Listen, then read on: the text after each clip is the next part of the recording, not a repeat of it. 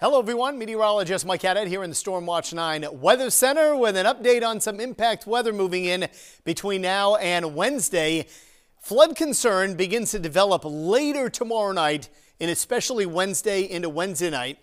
Reason for that, we've got near record warmth back on the way for Wednesday after a cooler Tuesday, and then some steady rain gets in on the mix during Tuesday late into Tuesday night. So when you factor in some steady rain, some snow melt today, more melting of that snow later tomorrow night into Wednesday with that near record warmth, we could see along area rivers and streams some flooding due to the runoff and ice jam concerns. So it's always tough to predict exactly how the ice will break up, how it'll flow down the river. Will it create an ice jam and result in flooding upstream, or will everything just kind of roll along smoothly down the river? So that's the concern for flooding starting late tomorrow night through daybreak Thursday. Then there's a concern out ahead of that for tomorrow afternoon into about midnight tomorrow night for some rain to fall, as some freezing rain in some spots. So icy areas Tuesday afternoon into the first half of Tuesday evening. Greatest area of concern for that will be from Concord north and east, Lakes region in through the Mount Washington Valley. Some spots may ice up farther south, but untreated roads would be the greatest of concern. Speaking of concern, there's that flooding concern as we just talked about.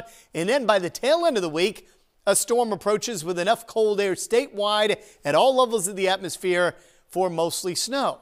But before we get there, system that I'm tracking for steadier rain for Tuesday afternoon, still in the deep south, but it's going to race in our direction. So here's that hour-by-hour timeline. Some low clouds fill in later tonight, and we could see some pockets of freezing drizzle trying to develop during Tuesday morning.